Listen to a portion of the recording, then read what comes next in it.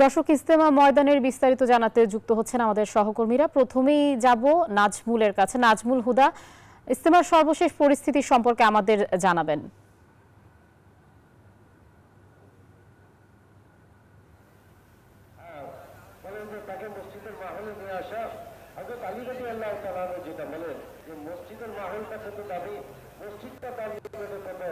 ধন্যবাদ আপনাকে। আপনি যেমনটি বলছিলেন, এই মুহূর্তে রয়েছি আমি ইজতেমার ময়দানের ভিতরে, এবং যেহেতু ৫৮তম যে ইজতেমা কিন্তু আখিরি মোনাজাতের মধ্য দিয়ে শেষ হচ্ছে, এবং সাদপন্থী অর্থাৎ সাদের ছেলে ইউসুফ বিন সাদ তিনি কিন্তু এখন হেদায়েতের বক্তব্য দিচ্ছেন, এবং হেদায়েতের বক্তব্য পরেই কিন্তু আখিরি মোনাজাত, সেই মোনাজাতের মধ্য দিয়ে এই পর্ব কিন্তু শেষ হতে যাচ্ছে। এবং ধর্মপ্রাণ মুসলমানরা কিন্তু তারা কিন্তু আখিরি মোনাজাতে অংশ নিতে কিন্তু ইজতেমার ময়দানে আমরা দেখতে পেরেছি হাতে তসবিহ নিয়ে কিন্তু তারা জায়নামাজ হাতে নিয়ে কিন্তু এই ময়দানে উঠেছে। আমরা যদি একটু এখানকার দেখাতে চাই যে তারা লাখো মুসল্লি কিন্তু তারা আল্লাহর নৈকট্য লাভের জন্য কিন্তু ইজতেমায় এসেছে, এবং সেখানে কিন্তু মোনাজাতের জন্য অপেক্ষা করছে। এবং যেহেতু তারা এখান থেকে মোনাজাত শেষ করে দিনের দাওয়াতের জন্য কিন্তু বিভিন্ন জেলায় জেলায় তারা আবার সেই যাবেন, এবং সেখানে কিন্তু যে দিনের দাওয়াত, সেই দিনের দাওয়াত তারা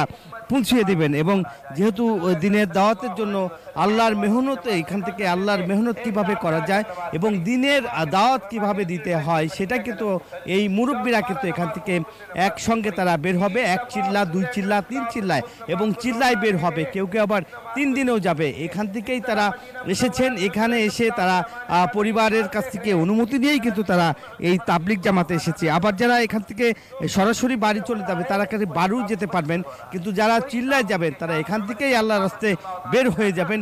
এবং আল্লাহর রাস্তায় যারা যাবেন, আমি যদি একজনের সাথে একটু কথা বলতে চাই যে এইখানকার যারা ধর্মপ্রাণ মুসলমানরা রয়েছে তাদের সাথে একটু কথা বলার চেষ্টা করব যে আল্লাহর কাছে, চাচা আপনার কাছে একটু আসি, আল্লাহর কাছে কি ফরিয়াদ করবেন আজকের এই দিনে?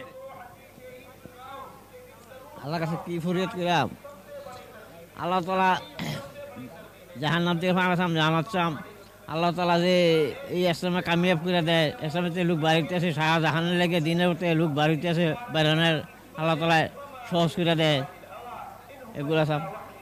অনেক ধন্যবাদ আপনাকে। শুনছিলেন যে আল্লাহর কাছে তারা ফরিয়াদ চায় এবং আল্লাহর কাছে তারা দোয়া করবেন। এবং আপনার সাথে একটু কথা বলতে চাই, যদি মুরব্বী আপনার সাথে একটু কথা বলতে চাই, আল্লাহর কাছে কি ফরিয়াদ করবেন এবং আজকে তো আখিরি মুনাজাত, কি প্রার্থনা করবেন? আল্লাহ আমার এবং সমস্ত পৃথিবীর মানুষকে যেন আল্লাহ পাক হেদায়েত দিয়ে দেয়। আল্লাহ যারা মারা গেছে তাদেরকে আপনি মাফ করে দেন।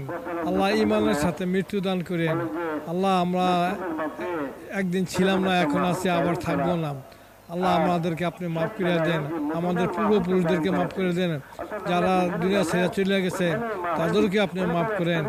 আল্লাহ দুই দলকে একত্র করে দেন, সাদ সাহেবের দলকে একত্র করেন, জুবের সাহেবের দলকে একত্র করে দেন। আল্লাহ আপনারা আমাদেরকে হালাক করে দিয়ে আনলাম। আমরা এক সময় ছিলাম না, এখন আমরা আছি, আবার এক সময় থাকবো না। আপনি রহমানুর রহিম, আপনি দয়ার সাগর, আপনি সব কিছু করতে পারেন, সব কিছু ছাড়া। আল্লাহ আপনি রহমানুর রহিম, আপনি আমাদেরকে মাফ করেন, আমাদের কবরওয়ালাদেরকেও মাফ করেন। আল্লাহ কবরের মধ্যে এরকম লোক আছেন দোয়া করার মতন কেউ নাই, তাদেরকে আপনি মাফ করেন। আল্লাহ জিন জাতিদেরকে মাফ করেন। শুনছিলেন যে এই মুসলমান, ওই ধর্মপ্রাণ মুসলমান তিনি কিন্তু বলছেন, এবং জুবাইর এবং সাদপন্থী তারা এক করে দিক এবং এক করে আখিরি মুনাজাত এভাবেই তারা আগের মতো তারা পালন করুক, এবং বিশ্ব ইজতেমায় তারা ভেদাভেদ ভুলে গিয়ে এক কাতারে তারা নামাজ পড়তে চান, এক কাতারে তারা থাকতে চান, এক সাথেই তারা আবারও ইজতেমায় যোগ দিতে চান। এই ছিল আমার কাছে বিশ্ব ইজতেমার দ্বিতীয় পর্বের আখিরি মুনাজাতের আগের শেষ মুহূর্তে। একই খবর জানতে আর এক সহকর্মী রয়েছে আর এক প্রান্তে, যাচ্ছি মাসুদ সুমনের কাছে। মাসুদ সুমন।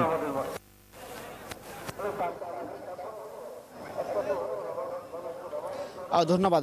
আপনি যেমনটি বলছিলেন, আমি কিন্তু এই মুহূর্তে রয়েছি ঠিক ইজতেমা পশ্চিম পাশে, তুরাগের নদীর এই ঠিক পাড়ে। আমি দেখাচ্ছি যে এখনো কিন্তু আপনারা জানেন যে রাত ঠিক 12টার সময় কিন্তু সেই উপলক্ষে কিন্তু আমরা দেখেছি ধর্ম মুসল্লিরা ঠিক এই অঞ্চল থেকে আসতে শুরু করেছেন এবং আমরা দেখেছি সকালবেলা কিন্তু যদিও কিছু প্রথম কিন্তু সকাল 9টায় এই আখিরি মোনাজাত হলেও এ পর্বে কিন্তু ঠিক 12টার সময় আখিরি মোনাজাত শুরু হবে এমনটি ঘোষণা দেওয়া হয়েছে। ফলে আমরা সকালে দেখেছি যে কিছুটা মুসল্লির সংখ্যা কম ছিল, কিন্তু বেলা বাড়ার সাথে সাথে মুসল্লি কিন্তু বাড়ছে। আমি যে পাশে রয়েছে এ পাশে কিন্তু এক পাশে আমি যদি বলি আশুলিয়া, আর এক পাশে ও পাশে সাভার এবং মিরপুরের যে অংশটি এ পাশ থেকে কিন্তু বিপুল সংখ্যক লাখ লক্ষ মুসল্লি কিন্তু এই আখিরি মোনাজাতে অংশ নিতে এখানে আসছেন। আপনাদের আরেকটি বিষয় জানিয়ে রাখি যে অন্যান্য এবার কিন্তু দ্বিতীয় ধাপে এই আজকে মোনাজাতটি হচ্ছে, দ্বিতীয় ধাপের কিন্তু আজকে মোনাজাত শেষ হয়ে যাচ্ছে। ফলে এর আগে কিন্তু 2টি মোনাজাত হয়েছে, ফলে আমরা দেখেছি অন্যান্য বারের তুলনায় কিন্তু এবার মুসল্লির সংখ্যা কিছুটা কম। তবে মুসল্লিদের সবারই চাওয়া এই মোনাজাতে তারা চাইবেন দেশের শান্তি চাইবেন। তারা প্রত্যেকে যারা এখানে 3 দিন অবস্থান করেছেন তারা বলছেন যে এই 3 দিনের যে মেহনত, সেই মেহনত যেন তাদের ইহকাল এবং পরকালের শান্তির যোগান হয় এবং এখান থেকে বের হয়ে গিয়ে তারা কিন্তু ঠিক দিনের দাওয়াত দিতে যাবেন এবং সেই শিক্ষাটি কিন্তু এখান থেকে নিয়েছেন। সেই শিক্ষাটি, সেই দাওয়াতটি যেন সুষ্ঠুভাবে দিতে পারে এবং পৃথিবীর সকল মুসলমানরা যেন দিনের পথে আসে, সৃষ্টিকর্তা যেন সবাইকে শান্তিতে রাখেন ইহকালে এবং পরকালে, এমনটাই চাইছেন সবাই। এই ছিল আমার কাছে সর্বশেষ। মাসুদ সুমন, আপনাকে ধন্যবাদ। সেই সাথে ধন্যবাদ আমাদের আরেক সহকর্মী নাজমুল হুদাকে।